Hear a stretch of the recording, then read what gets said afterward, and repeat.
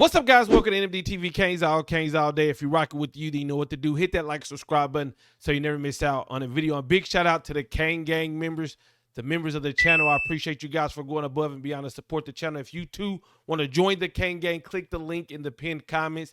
Get access to extra content, exclusive content, and members only podcasts. But guys, all of this week's college football games have ended, and I want to talk about it.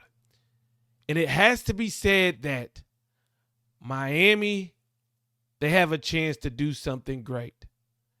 I have so much faith in this team, and I am excited for this team.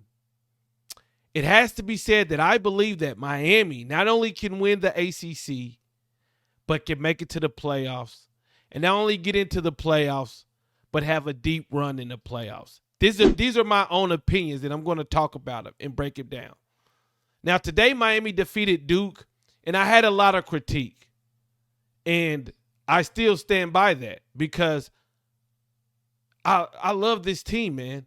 When you love something, you're going to be harsher on the critique. For instance, I could watch Louisville play, and they can give up 2-3 touchdowns. No skid off my back. But when Miami gives up 2 or 3 touchdowns, I feel like it's the end of the world in that moment. That's because I care about the Miami Hurricanes. So my instant reactions can be a little instant reaction, a little overreaction. So sometimes I gotta watch the rest of the games of the week, and then I gotta rewatch our game, and that's what I've done tonight. And look, man, Miami has a great opportunity to do some crazy stuff this year, some historic stuff that we haven't seen around, that we haven't done in a long time at the U. So, first thing I want to do is talk about what happened tonight outside of Miami defeating Duke. That's important to say. Let's not gloss over that. Miami improved to 9-0 after defeating Duke. Miami is undefeated. Miami has not lost a game this season. It is important to say that, because there are a lot of teams that wish they were the Miami Hurricanes. There are a lot of teams that wish they were undefeated. Clemson, I'm talking to you.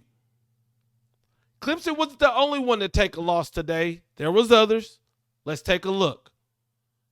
Number 3, Penn State suffered their first loss. Number 10, Texas A&M got their second loss. Number 11, Iowa State got their first ever loss today. Number 11, Clemson, second loss, first ACC loss today.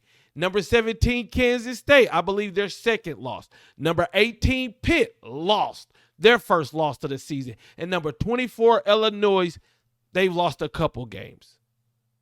But I sit back because sometimes I just say, the Miami Hurricanes are 9-0, and then I just go on to the next subject without sitting back and taste that 9-0. Breathe in that 9-0. Love that 9-0. Because we are playing November football, and every game counts for our Miami Hurricanes. And our season is alive and strong, and some teams cannot say that. So I did want to make this video tonight, and I did want to give credit to the Miami Hurricanes for being 9-0. Give credit to our boys for being 9-0. Now, with that said, we're not perfect, but here's the thing. There's not a lot of teams perfect this year. Usually, there's 2 or 3 teams at the top, and there's a big gap. Not this year. This is my opinion, just my opinion. The Oregon Ducks are the best team in college football as of right now. They are the only one that when I watch, I have not seen a true weakness. Now, I haven't watched them as much as I've watched our Miami Hurricanes, but that's just me talking. When I look at Ohio State, the loss of their left tackle plus their cornerbacks, they have a weakness. When I look at Georgia, Carson Beck continues to turn the ball over. They struggle with Florida today. If DJ Lagway doesn't go out, I don't want to say ifs because you can say that with everything in football, but let's just say they struggle with the Gators today. Turnovers, they have weaknesses.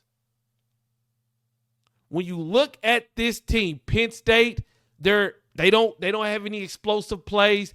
They get bottled up a lot of times offensively. Every team has a weakness. Our Miami Hurricanes, I will say our defense gives up explosive plays and they miss tackles. Very inconsistent at tackling. So if everybody has weaknesses, it's literally going to come down to being 1-0. It's crazy that I'm saying that because normally I just say it's coach talk, but this season, coach talk is real. It really is 1-0. And if you don't believe me, ask Pitt. Because Pitt dominated Syracuse, then got dominated by SMU. Clemson was on a 5-game winning streak, didn't look like they didn't know how to play football today versus a Louisville team that we beat and really didn't get credit for beating them. Texas A&M just lost to South Carolina, a team with multiple losses. So the 1-0 coach talk is real talk. Now, the Miami Hurricanes, you got at Georgia Tech. That's going to be a noon game. It was announced by the ACC today. Then you got a bye week. Then you got Wake Forest. Then you got at Syracuse. Georgia Tech, the question is, will they have their quarterback back? If they have Haynes King back, we can't overlook any team. But it's going to be tougher if they have their starting quarterback who's been out. I think he will play against Miami. That's just what it seems to happen for us. Players just get healthy. And then Syracuse, they have a nice passing game. When Kyle McCord is bad, he'll be bad. But when he's good, he's good. So this season is far from over. But the end is near. We can see the light at the end of the tunnel. And if we can take care of business and get into the playoffs, there is not one team that I'm afraid of. Not when we have a Cam Ward. Not when we have a Xavier Restrepo. Not when we have a Damian Martinez. Not when we have our offensive line. Not when we have a Jacoby George. Not when we have a Ruben Bain. Not when we have a Tyler Barron. I'm not. Guys, this had to be said. Now, I would like to add a little brightness to our defense because a lot of you guys' comments, y'all were like, hey, you got to look at how they played in the second half because they did play good in the second half. Miami has done well with making adjustments and playing better in the second half. They've done that throughout the season. So I got to give credit to that. And then when you look at today's game, I believe Miami held Duke to a field goal. And then that's when the offense got going. The defense got turned up. The offense got turned up. And then the defense forced several turnovers in the second half, and Miami ended up winning the game. So the way I look at this Miami team is you got an offense that, damn, a team's going to have to put up like 50 to beat us. And then you got a defense that's making plays at the right time. Is the defense perfect? Nope. Does the tackling need to improve? Yep.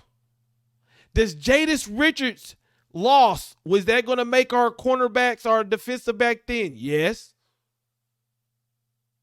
If he is to lose some time.